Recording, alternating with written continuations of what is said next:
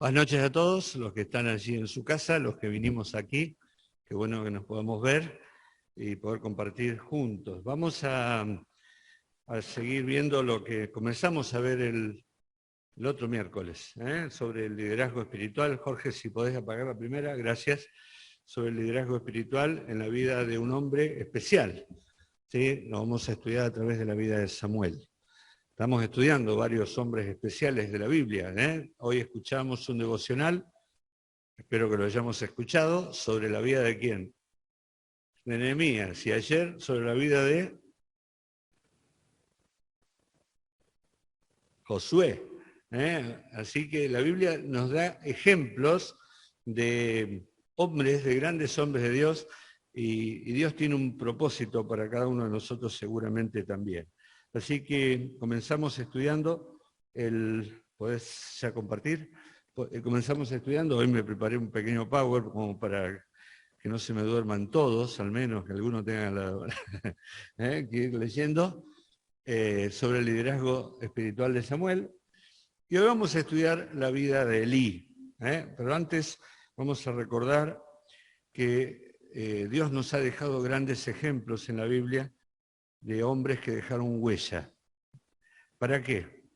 Para que nosotros también aprendamos sobre ellos y podamos de alguna manera repetir y aprender. Repetir y aprender también de sus errores, espero que no los repitamos, sino que aprendamos, y de sus cosas buenas, de las cuales realmente Dios nos dejó ejemplos, de hombres que dejaron huella, que marcaron un liderazgo dentro del pueblo de Dios. ¿Sí? Y dijimos el otro día que todos los hombres, en cierta manera, todos los varones, Dios nos ha llamado funciones de liderazgo. No existe en la Biblia el liderazgo de la mujer, no es bíblico, eso ya lo vamos a poder discutir, lo vamos a poder analizar más adelante, sino que Dios le encarga a los hombres una función de guiar y de liderar, y le dice a la mujer, tu deseo será será para tu marido.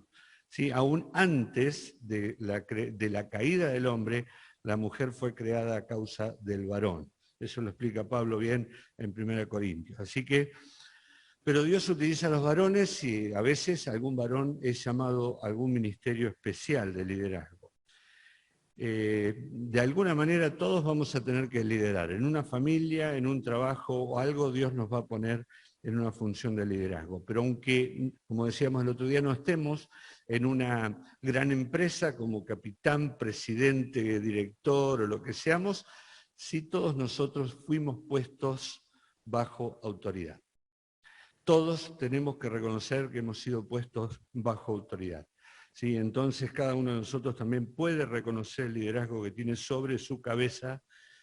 Aún el hombre tiene, dice el apóstol Pablo, a Cristo como cabeza, y Cristo tiene como cabeza al Padre. El verdadero líder sabe reconocer el liderazgo donde quiera que esté y sabe someterse a él, porque entiende que toda autoridad, no importa cuál sea, ha sido otorgada por Dios. Por eso, cuando nos enfrascamos en grandes discusiones sobre el gobierno que nos toca, recordemos que podemos no estar de acuerdo, pero esa autoridad la ha puesto Dios y por lo tanto deberíamos hacer bien en orar por ellos. Cada hombre de estos grandes hombres de Dios tenían una característica, que eran grandes hombres de fe, y se caracterizaron por su obediencia a la autoridad que estaba por encima de ellos, que era la autoridad de Dios. Nunca un líder puesto por Dios está suelto, sin autoridad sobre su cabeza, ¿sí? Sino que la autoridad está sobre cada uno de ellos. Y ellos comprendieron, estos grandes hombres comprendieron que ellos tenían una autoridad sobre ellos. Tanto Josué como Nehemías, como Samuel, entendieron como David, que por encima de cada uno de ellos siempre estaba Dios, y se caracterizaron por la obediencia y la dependencia a Dios. Ponele... ¿Cómo? ¿No lo toma? ¿No está para ampliar? Bueno. Bien. El tiempo en el que nació Samuel, veíamos el otro día, nació en el tiempo de los jueces, quizás el periodo más oscuro y triste de la historia del pueblo de Israel, que estuvo donde todos los qué lástima, no se puede ampliar, no, a ver.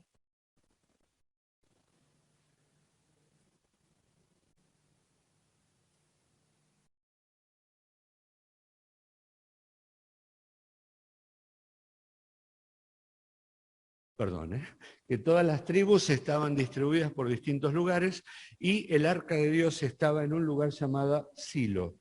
Silo estaba aproximadamente entre Efraín y Manasés, ¿sí? Ahí está Silo, que es el lugar donde se estableció el tabernáculo de Dios.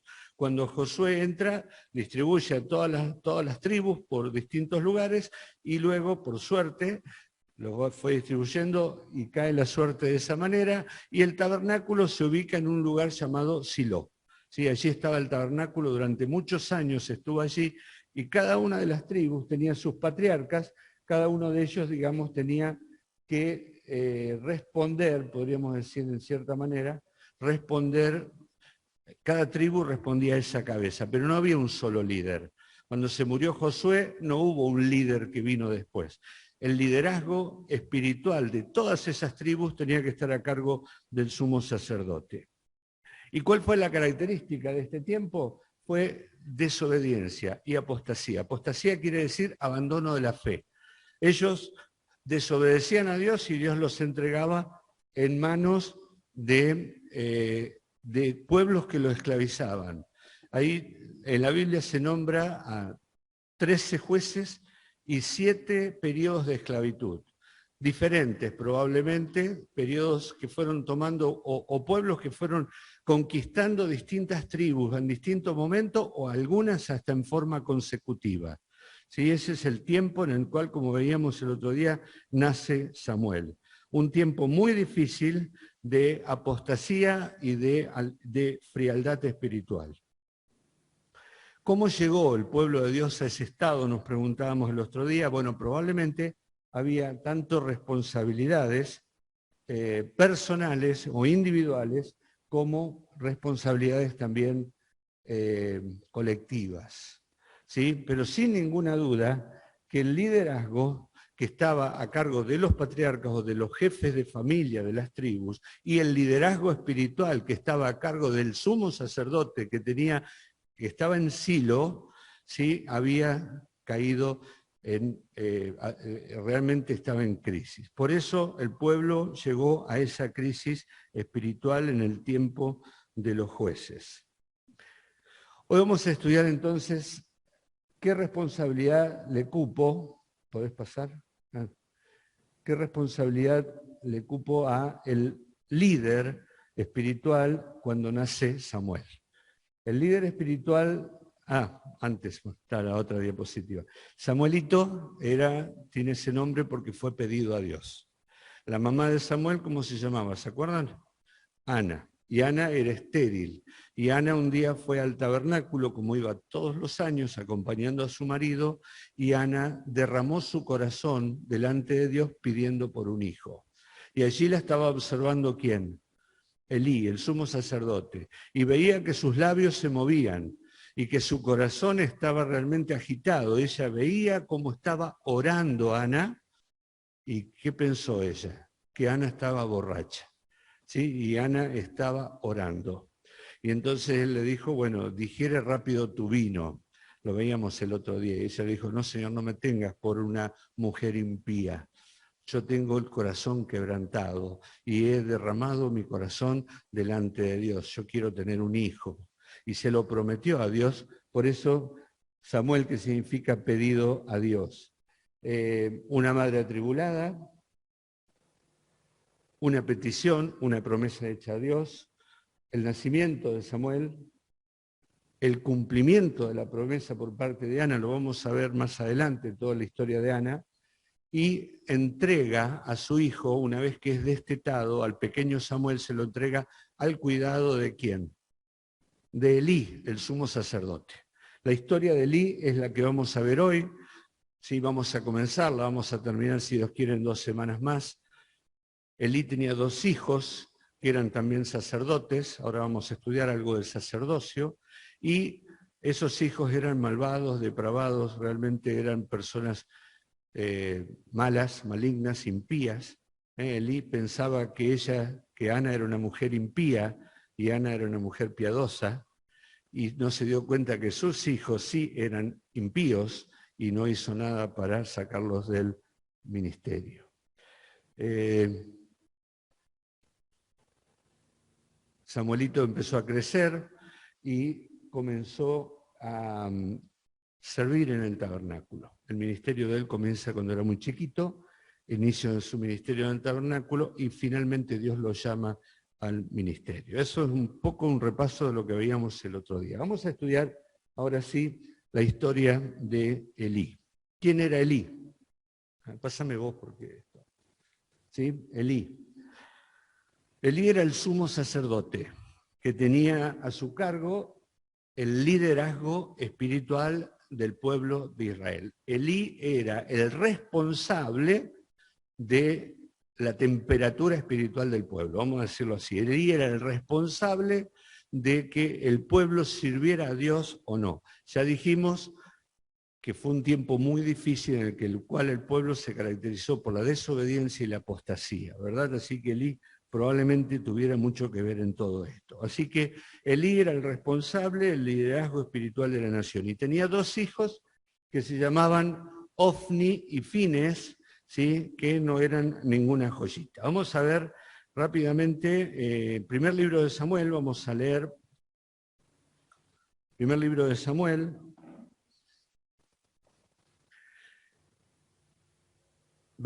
capítulo 2, verso 12, dice, los hijos de Elí eran hombres impíos y no tenían conocimiento de Jehová. Ahí está describiendo ya un poquito ya la familia de Elí, que la vamos a estudiar la próxima reunión. Elí estaba entonces como sumo sacerdote y los dos hijos eran sacerdotes. Y estos hombres, Ofni y Fines, eran hombres impíos. ¿Qué era el sacerdote y qué función cumplía? Bien, el sacerdocio fue establecido por Dios cuando Dios quita al pueblo de Israel de Egipto y lo lleva al monte de Sinaí. ¿Sí? Ahí, cuando nosotros recordamos que frente al monte, Dios da las tablas de la ley y establece un tabernáculo, una tienda hecha de madera y telas y pieles, en las cuales Dios se iba a manifestar a su pueblo. Ese tabernáculo, esa tienda, iba a ser ministrada por un grupo de personas llamados los sacerdotes. Los sacerdotes provenían todos de una tribu de Israel. Israel tuvo 12 hijos, por lo tanto hay 12 tribus. Una de las tribus se llamaba Leví. Esa era la tribu donde Dios había escogido para sí a la tribu de Leví. Cuando Dios rescata al pueblo de Israel, dice, yo voy a tomar a la tribu de Leví, me va a pertenecer a mí. La tomo en rescate de los primogénitos y la tribu de Leví es mía. La tribu de Leví, la tribu de Leví fue separada para el servicio al tabernáculo y luego al templo. De ahí viene la palabra de los levitas. Dentro de la tribu de Leví había una familia que era Aarón. Aarón era el hermano de Moisés. Todos los hijos de Aarón serían los sacerdotes. Los sacerdotes, los levitas eran los sirvientes del templo. Los sacerdotes eran los que se presentaban delante de Dios en representación del pueblo, los que ofrecían sacrificio, los que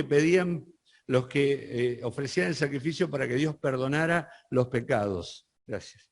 Los que se presentaban cada día para quemar incienso, los que presentaban la sangre dentro del templo. Ellos eran los sacerdotes. Y el sacerdocio fue establecido por Dios como un derecho de la familia de Aarón para siempre. Entonces Aarón, al morir, alguno de sus 4 hijos, que se llamaban Nadab, Abiú, Eleazar y Tamar, iba a ser sacerdote y sumo sacerdote. El sumo sacerdote era el más importante de todos los sacerdotes, era el que tenía algunas funciones especiales, y era el responsable absoluto de lo que ocurría en el templo o en el tabernáculo. El primer sumo sacerdote fue Aarón. ¿Qué pasó con los hijos de Aarón cuando él murió? Pásame la siguiente. Nadab y Abiú, seguí. Dios los mata porque ellos hacen una presentación de fuego extraño, le llaman. Ellos se presentan delante de Dios y Dios los aniquila. El único que podía entrar era el padre, el sumo sacerdote. Probablemente ellos estaban borrachos porque a partir de ese momento Dios le dice al sacerdote: no tomarás alcohol para estar dentro de mi templo.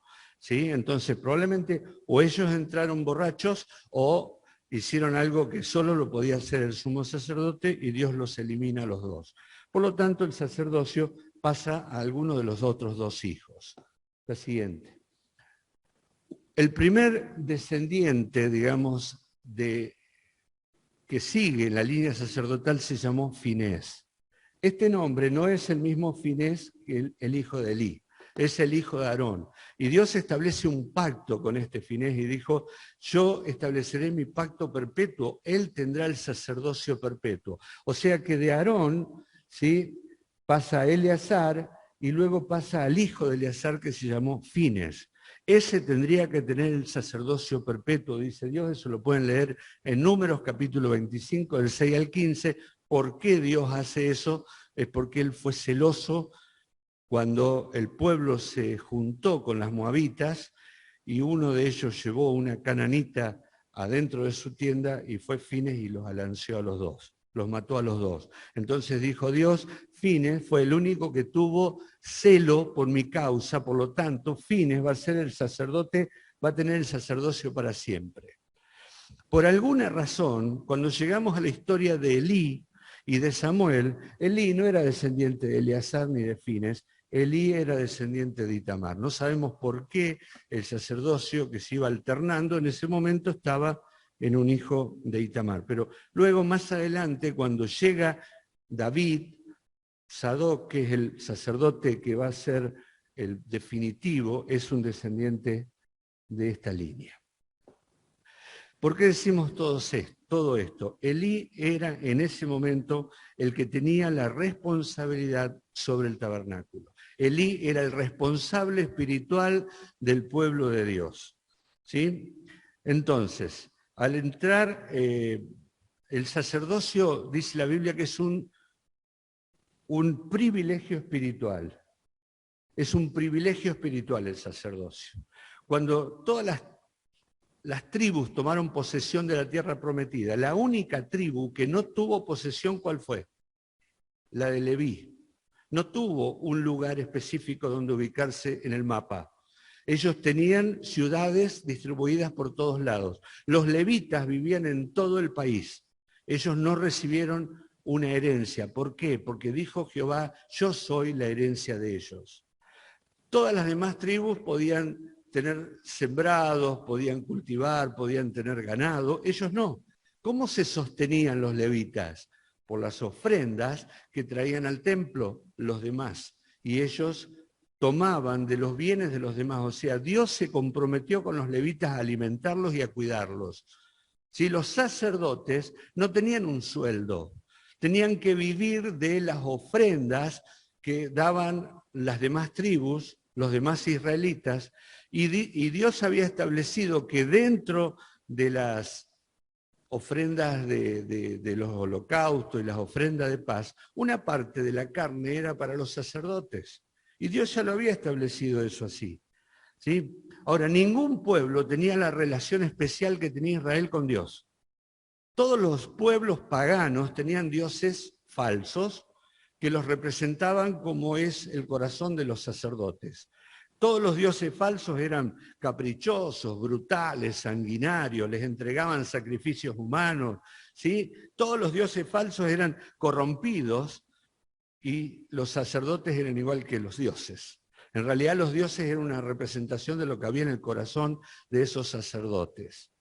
Ahora, Dios se distinguía completamente del resto de los dioses.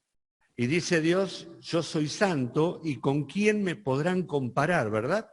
Ahora, el pueblo de Israel tenía el privilegio de tener una relación especial con ese Dios santo. Y la tribu de Leví tenía el gran privilegio de poder servir en el tabernáculo donde estaba ese Dios santo. ¿Sí? Entonces, ¿por qué era necesario un sacerdote? Porque Dios es santo y el pueblo de Israel era pecador. Entonces el sacerdote era necesario para ofrecer sacrificios por el pueblo que era pecador. ¿Sí? Pero el sacerdocio era un privilegio para los levitas, un privilegio. Los levitas habían sido adquiridos por Dios.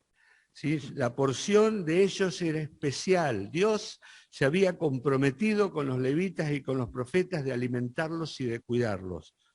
Las ofrendas y los diezmos de los demás era el sostén de los sacerdotes.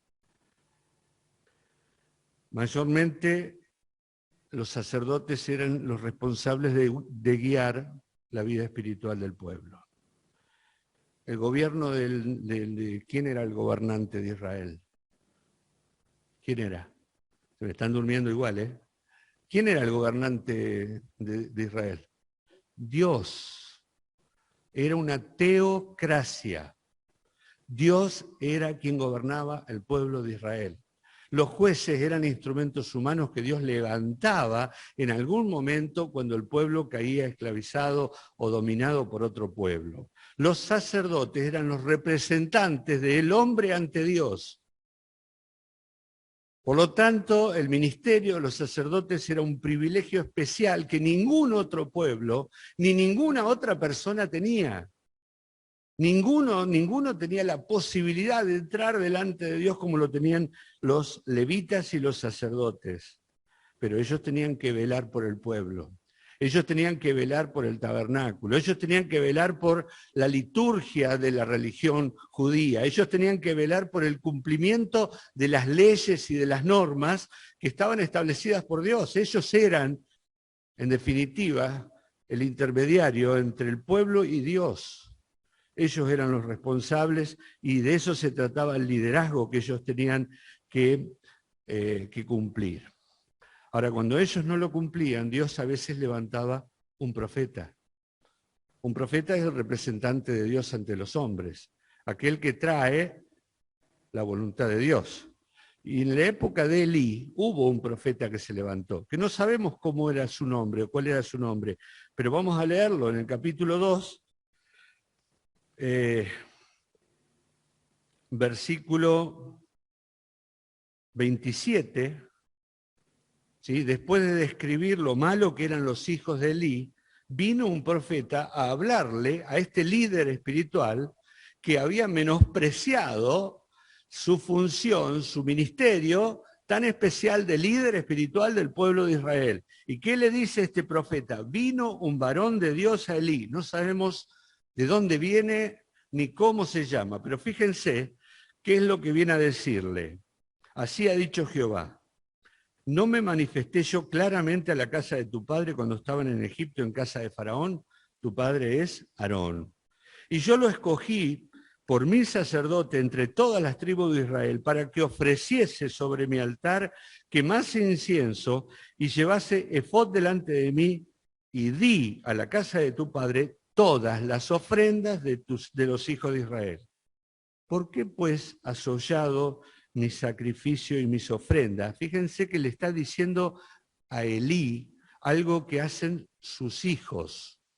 Dice, ¿por qué habéis hollado mis sacrificios y mis ofrendas que yo mandé ofrecer en el tabernáculo, y has honrado a tus hijos más que a mí, engordándose de lo principal de todas las ofrendas de mi pueblo Israel? Yo, por lo tanto, Jehová, el Dios de Israel, dice, yo había dicho que tu casa y la casa de tu padre andarían delante de mí perpetuamente. Mas ahora, ha dicho Jehová, nunca yo tal haga, porque yo honraré a los que me honran y los que me desprecian serán tenidos en poco. Bueno, sigue la historia, ¿sí? Luego el profeta le dice que, ¿qué es lo que va a pasar?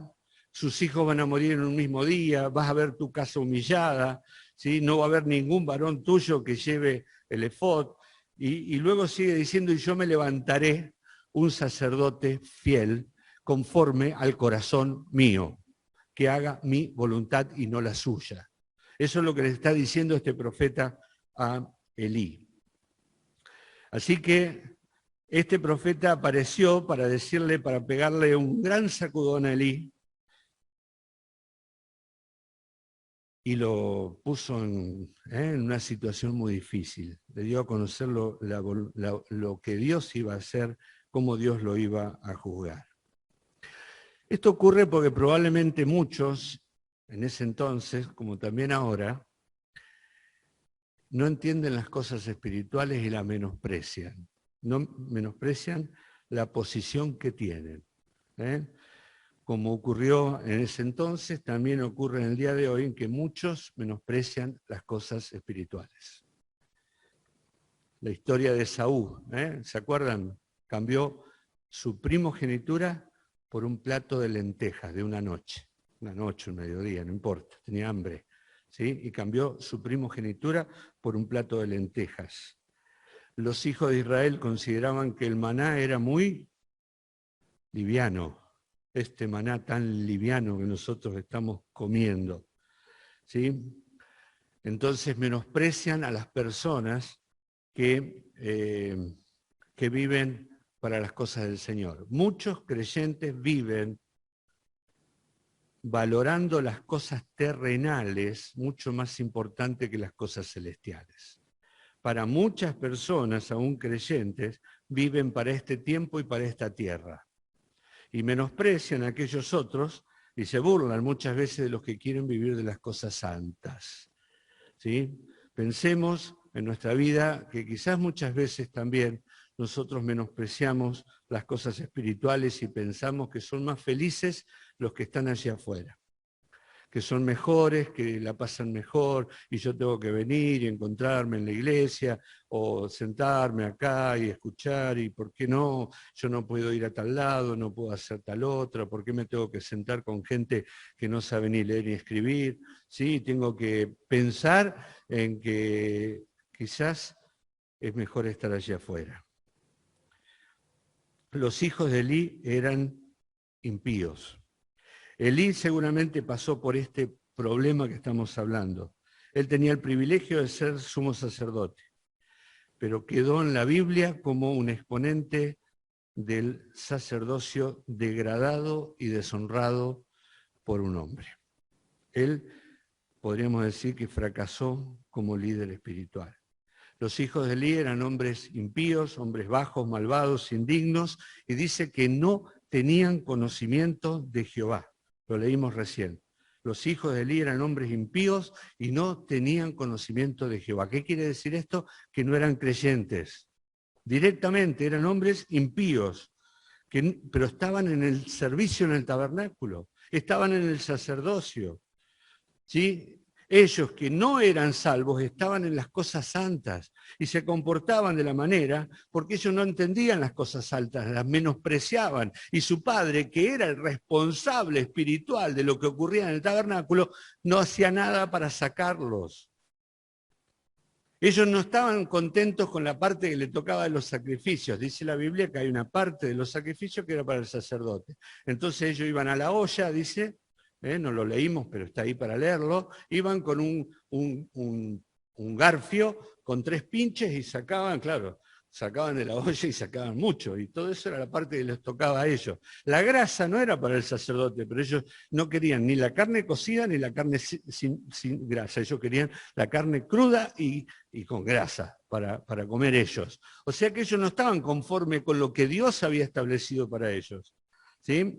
Entonces, y no solo eso, sino que había mujeres que servían en el tabernáculo, que ya estaban en el desierto, incluso sirviendo en el tabernáculo, y ellos tenían relaciones sexuales con esas mujeres en la puerta misma del tabernáculo. O sea, eran hombres completamente impíos, ¿sí? Y que no valoraban para nada las cuestiones espirituales.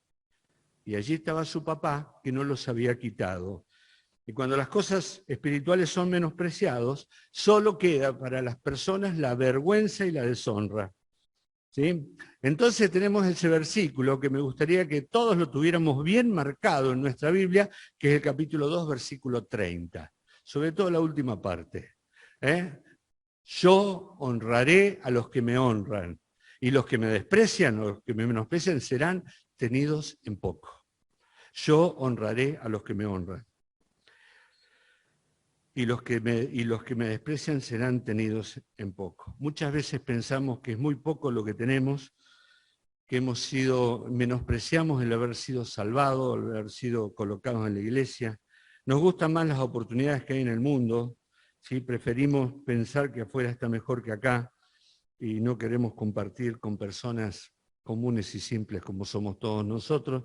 Preferimos estar en otros lugares y no estar en la iglesia de Dios. Yo creo que... Bien, rápidamente, ya terminando, vemos 4 cosas muy rápidas. En primer lugar, de Elí vemos su cansancio y su debilidad. Era un hombre grande. Probablemente cuando él recibe al niño Samuel ya tendría unos 80 años. ¿Sí? Él era un hombre grande, quizás más de 80 años. Es interesante que no se lo ve caminando en la Biblia, no se lo ve yendo, sirviendo en el tabernáculo, sino que en 3 oportunidades se lo ve sentado, durmiendo y vuelta otra vez sentado. En el capítulo 1 se lo ve sentado. Está en una silla mirándola a Ana y ve como los labios de Ana se mueven y en su corazón piensa, está borracha. ¿Sí? En la segunda oportunidad se lo vemos acostado, en el capítulo 2.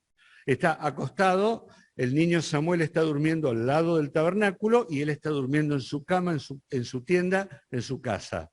Y el niño Samuel va a preguntarle, que recibe el llamado de Dios, y él cree que lo llama Elí y va a buscarlo, ¿sí? A Elí, y Elí no entiende nada, está acostado. Y la última vez que aparece está sentado en el capítulo 3 en una silla. Está esperando recibir noticias porque el arca de Dios fue llevada a la guerra con los filisteos y está con su corazón expectante. Sus 2 hijos llevaron el arca al frente de batalla creyendo que teniendo el arca en aquel lugar ellos iban a vencer, pero Dios ya había dispuesto a hacerlos morir. Y los 2 hijos de Elí, tal cual lo dice el profeta en el capítulo 2, los 2 hijos de Elí murieron en esa batalla y el arca fue tomada cautiva. Un hombre va a dar las noticias y Elí está sentado y su corazón está mirando, porque sus ojos ya no veían, dice, pero su corazón está temblando por el arca, temblando por el arca. Él está sentado nuevamente allí porque era un hombre grande, un hombre corpulento, un hombre viejo, y dice que cuando recibe la noticia de que el arca había sido llevada por los filisteos, cae para atrás y se desnucó, golpeando su cabeza contra el piso, contra una piedra. Sí, así que en primer lugar era un hombre ya cansado del ministerio, un hombre que no podía seguir andando o que no se lo ve en ningún momento. El que va para todos lados es el niño Samuel. Y abre las puertas y lleva y ve y todo el mundo comienza a relacionar el ministerio con Samuel. Y empiezan a ver en Samuelito el sucesor en la línea de Elí. La segunda cosa es la insensibilidad espiritual que lo caracteriza.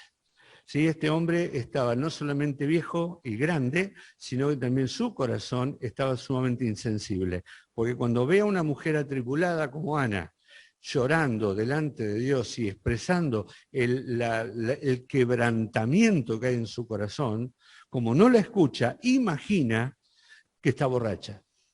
¿Sí? Entonces este hombre realmente tiene una gran insensibilidad al dolor de Ana, que era muy intenso. Dolor que se renovaba año a año, ¿no? ¿Se acuerdan la historia? Así que él no solamente pensó que Ana estaba borracha, sino que se lo dijo. ¿Cuándo vas a terminar de digerir el vino? Le dijo. Y ella dijo, no, Señor mío, no estoy borracha. Estoy derramando mi corazón delante de Dios. ¿Sí? Entonces ahí él la bendice y le diga que el Señor cumpla lo que le prometiste. Cuando pasan los años, cuando él está ya en el capítulo 3 y va a morir en ese momento, dice que los ojos se habían oscurecido de modo que ya no podía ver. Pero los ojos del corazón, los ojos espirituales, ya hacía varios años que le jugaban una mala pasada. Entonces vemos la poca sensibilidad o la insensibilidad espiritual de Elí. Seguimos. Vemos también el silencio de parte de Dios. ¿Qué dice el capítulo 2:1, no, perdón. 2:1 no. 3:1. ¿Qué dice?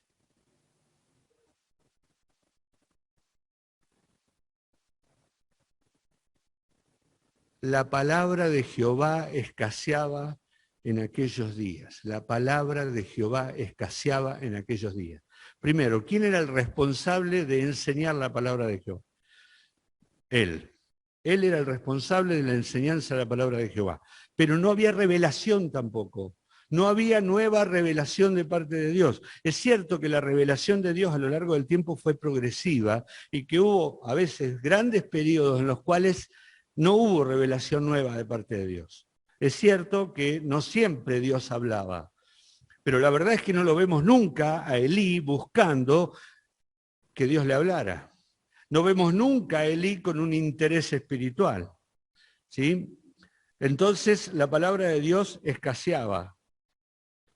Y este pueblo, tan alejado de Dios, necesitaba con urgencia la palabra de Dios. Si hay algo que puede cambiar el derrotero de un pueblo, es la palabra de Dios.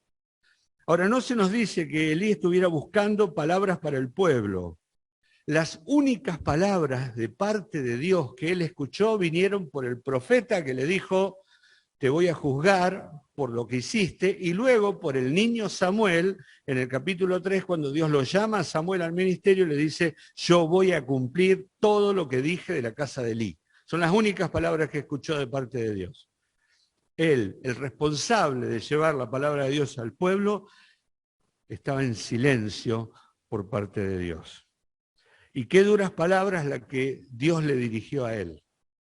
Siempre decimos que bueno sería que al final escucháramos las palabras: bien, buen siervo y fiel, en lo poco has sido fiel, sobre mucho te pondré, ¿verdad? Todo el mundo dice: ojalá al llegar allá yo pueda escuchar las palabras de aprobación del Señor sobre mi vida.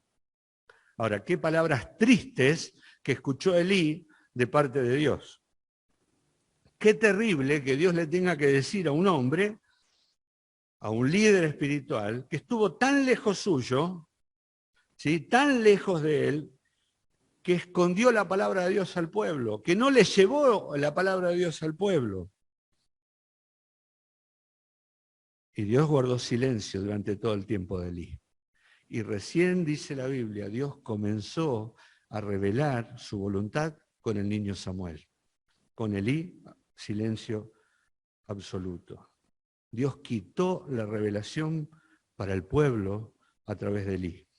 El silencio de Dios seguramente puede ser mucho más duro que un juicio directo.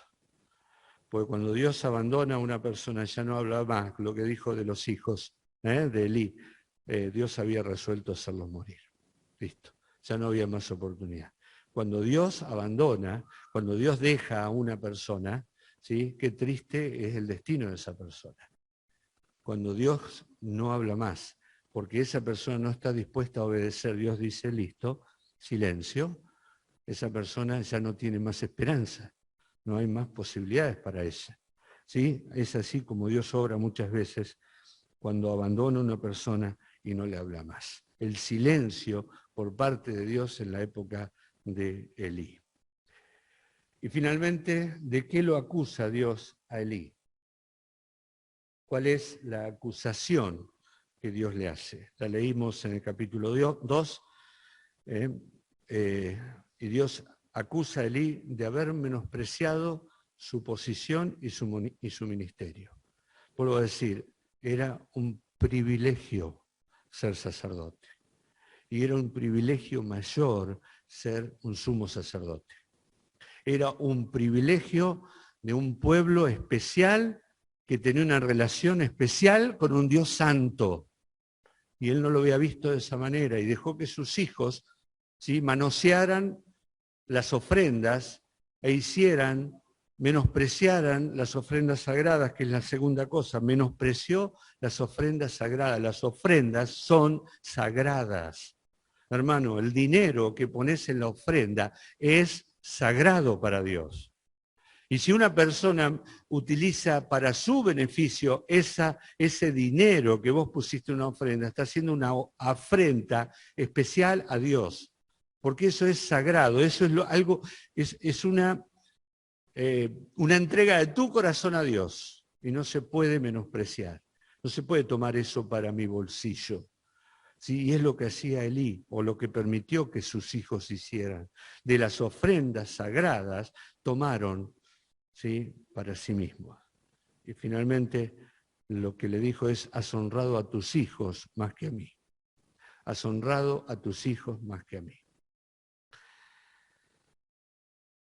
Dios se habría de proveer de otros sacerdotes. Yo me levantaré, yo me suscitaré un sacerdote fiel que haga conforme a mi corazón, a mi alma, y yo le edificaré casa firme y andará delante de mi ungido todos los días. En otras palabras, un sacerdote fiel que me obedezca, que haga lo que yo quiero, que provea al pueblo de mis palabras, que enseñe mis caminos y que me honre. Y allí es cuando aparece el niño Samuel. Samuel sería este sacerdote que Dios levantaría para llevarle al pueblo de Dios la palabra que ellos necesitaban. En todo el ministerio de Samuel, lo vamos a estudiar, Samuel recorría el país juzgando al pueblo de Dios. Juzgando quiere decir enseñando la palabra y juzgando sus acciones en base a la palabra. Era lo que Dios quería.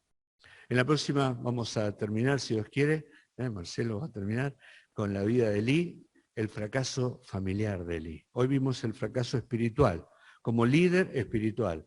Pero ¿qué podemos decir de él como líder familiar?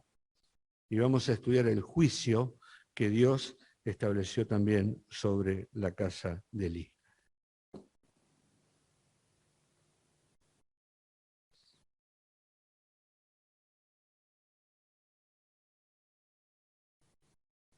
Ajá, me parece que estoy diciendo al revés, ¿no? Bueno, para el otro lado.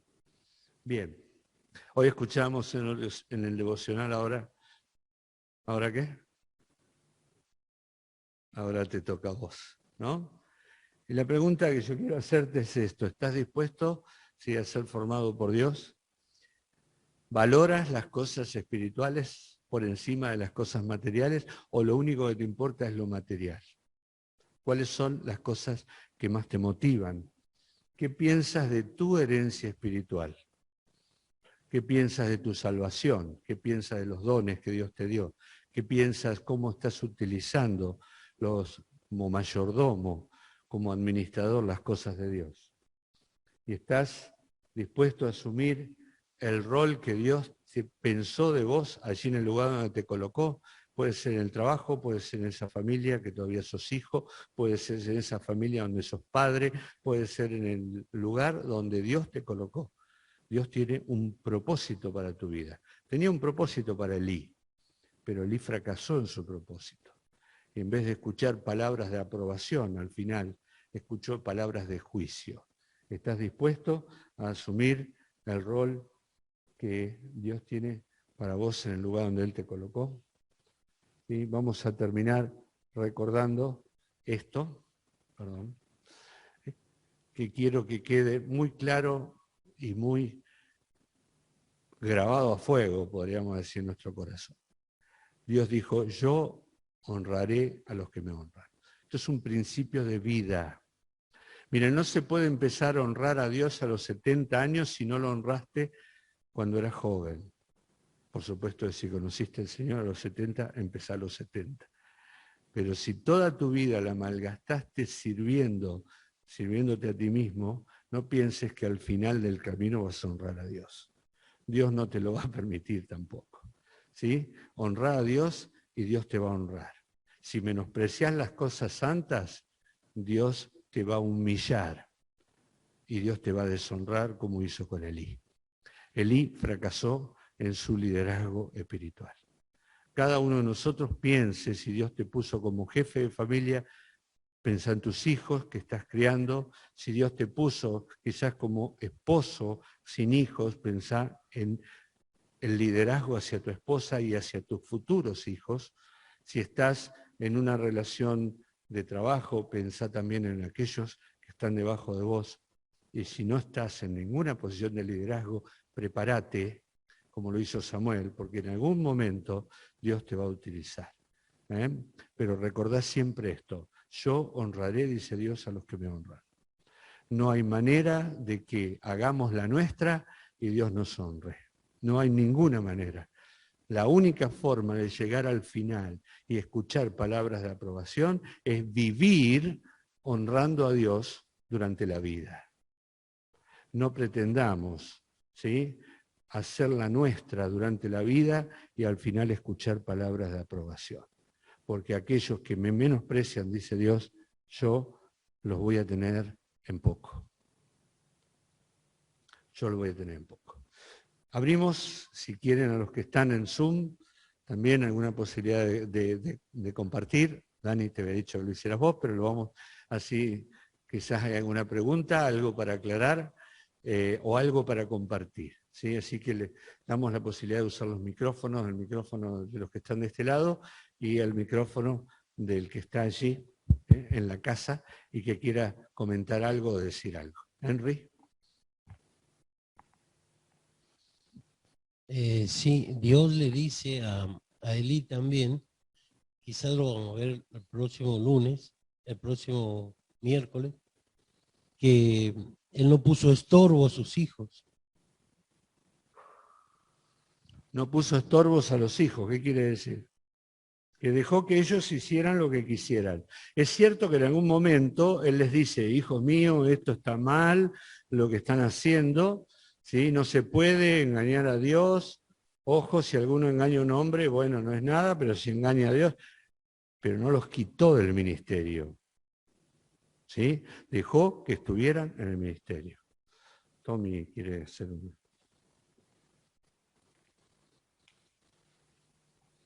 Dijiste que Dios abandona a Eli. ¿En qué sentido lo abandona? Lo deja a su, al camino que eligió.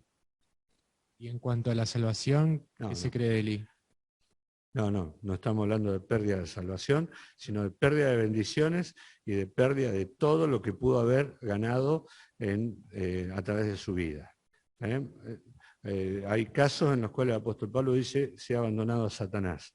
¿Para qué? Para que su cuerpo desaparezca, vamos a decir sí, pero su espíritu sea salvo. Quiere decir, Dios deja que cumplas con el deseo de tu corazón y no interviene más. Y si Dios no interviene, es lamentable lo que nos va a pasar cuando nuestro corazón nos guía. No estamos hablando de la pérdida de la salvación en aquellos que son creyentes. Fede. Fuerte así escucha.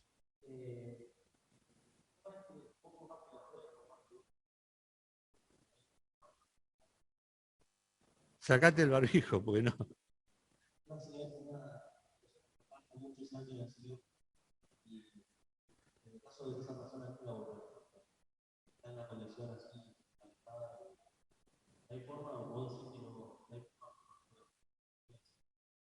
No, yo no dije eso. Una persona que se arrepiente realmente y vuelve a los caminos del Señor, el Señor lo recibe plenamente. ¿Sí? Una persona que se persiste entendiendo lo que Dios dice y desobedeciendo lo que Dios dice, y permaneciendo en desobedecer lo que Dios dice, y permaneciendo en desobedecer, Dios dice: yo te dejo. ¿Sí? No estoy hablando de aquel que se aparta, se arrepiente y vuelve. Arrepentirse es pegar la vuelta, ¿sí? Giro de 180 grados, como el hijo pródigo, como hizo Pedro, como hizo David. ¿Sí? Ese es un verdadero arrepentimiento. ¿Dios qué hace? Perdona. Dios es bueno y perdona. ¿Sí? Pero no estamos hablando de eso, estamos hablando de una persona que persiste en desobedecer la voluntad expresa de Dios.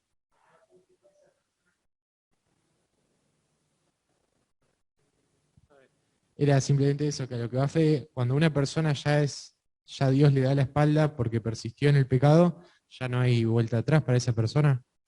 Si Dios ya le cerró el corazón. En algún momento Dios dice: seguí con tu camino. Y pobre de nosotros cuando Dios dice: seguí con tu camino. ¿Puedo contar un caso sin dar un nombre? Sí, después seguimos. Sí, sí, sí. Bien. No, dale. Creo que ninguno de nosotros lo conoció, yo sí lo conocí, de un hermano muy fiel, muy de predicar persona a persona. En determinado momento vimos que su conducta cambió, no era el mismo de antes. Dejó de congregarse, se lo visitaba, no quería atender. Con el tiempo nos enteramos que tomó algunas decisiones muy equivocadas en su vida. Comenzó una relación con una persona casada, ¿sí? Divorciada, a escondidas. Siguió adelante con esa relación a pesar del consejo de los ancianos. Esa persona con la cual se unió como pareja era testigo de Jehová y lo llevó para su lado. Y de repente aquel que conocíamos, que predicaba a las personas del Evangelio de Cristo, de repente estaba repartiendo la atalaya en las plazas. Tuve la oportunidad de encontrarme con él por última vez en una librería cristiana. Y de estar unos minutos y de decirle que el Señor todavía lo estaba esperando con los brazos abiertos, que lo único que tenía que hacer era arrepentirse, volver y poner en orden su vida, aunque eso significase tener que dejar algunas cosas. Y llorando me dijo, no puedo, yo ya no tengo vuelta atrás, el Señor no me va a perdonar, ya no puedo arrepentirme de todo. Él era consciente de todo lo que había hecho. A los 2 meses muere atropellado en la ruta por una camioneta. Aunque esto parece trágico, y es trágico sin duda, en el caso que estoy compartiendo, y yo escucho todo lo que está diciendo Osvaldo, las preguntas que hacen los hermanos que sin duda ponen esta inquietud en el corazón, hay una cosa que es cierta, como lo dijo Osvaldo, cuando uno empecina su corazón en contra de la voluntad de Dios, Dios tiene toda la autoridad para decir, sigue tu corazón. Seguramente que si fue sincero en cuanto a su arrepentimiento a Cristo, aceptar a Cristo como Salvador, está bien, su salvación no la pierde, pero va a ser salvo como por fuego. Así que creo que la vida de él es un llamado de atención muy grande para todos. Bien, seguimos. Gracias, Marce. Seba y después Moisés, y no sé si alguno de los que están en la casa. Elí ministraba ahí en el tabernáculo que estaba en Silo. ¿Cómo hacían los sacerdotes que vivían en los extremos de Israel? ¿Cómo ministraban? ¿Viajaban al tabernáculo? ¿Cómo? Sí, después en la época de David los organizó por clases, 24 clases, y ellos iban una semana cada uno, se sorteaba de acuerdo a los descendientes de Eleazar y los descendientes de Itamar, 16 de uno y 8 de otro, era así la proporción, estaban organizados por clases y iban de los distintos lugares al tabernáculo a ofrecer sacrificio. Bueno, tenemos la historia del papá de Juan el Bautista, de Zacarías, que le tocó ministrar en ese tiempo, una semana, y él vivía cerca de Nazaret, vivía cerca de Jerusalén, y fue al templo y estuvo una semana ministrando. Fue ahí cuando se le apareció el ángel. O sea, le tocó en suerte, dice, ir a ministrar. O sea, una semana por cada familia de 24 órdenes que había ordenado David. Iban al templo o al tabernáculo a ministrar. Los sacerdotes, los levitas deben haberse organizado de la misma manera. Moisés. ¿Hay alguien? Bien, siguiendo el punto que conversábamos antes, creo que la clave era uno de los puntos que vimos, que Elí estaba insensible a la palabra de Dios, ¿no? Vino el profeta, le habló lo que Jehová iba a hacer con él y con su casa, y él no se sensibilizó a la palabra, no se arrepintió, no buscó a Dios. Y después, en el 3, le habla a través de Samuel, y no se arrepiente, y más bien dice, Jehová haga como bien le parezca. O sea, como, bueno, que haga lo que tenga que hacer y ya está, ¿no? Entonces yo creo que la clave no es que Jehová te desecha y bueno, ni modo, aunque te arrepientas no puedes volver, sino que somos nosotros en nuestro corazón duro que somos insensibles al Señor y no volvemos a Él. Pero Dios te deja ya, no va a actuar más. Seguí tu camino, te dice. Claro, claro, Él nos deja decidir a cada uno. Obvio, no. El endurecimiento del corazón. Cuando uno ve que hay algo que hacer y no lo hace, cuando uno entiende que la Biblia dice que hay que hacer algo y no lo hace, ¿sí? Y después volvemos a escuchar otro mensaje y entendemos que tenemos que hacer algo y no lo hacemos. Y cuando alguien nos dice, che, tendrías que hacer tal cosa y no lo hacemos, nuestro corazón se va endureciendo. No le podemos echar la culpa a Dios. En un momento Dios dice, listo, yo ya no te hablo más. ¿Sí? Seguí tu camino, hacé lo que vos quieras. Nos vemos en Disney, como digo, del otro lado, cuando llegue el momento. ¿Alguien en Zoom que quiera hacer alguna pregunta? ¿Alguien quiere de los que están allí? Nadie. Bueno, liderazgo espiritual de Elí en su ministerio hacia el pueblo fracasó. La próxima vamos a estudiar su liderazgo familiar en relación a sus hijos, ¿sí? También fracasó. Ojalá podamos aprender y no repetir, sino aprender para no repetir estas cosas que podemos aprender de la historia de Elí, y luego vamos a ver la contrapartida cuando estudiemos la vida de Samuel, de cómo Samuel sí pudo cumplir con lo que Dios esperaba de él. Ojalá que cada uno de nosotros también pueda cumplir con aquello que Dios espera de nosotros. Dani.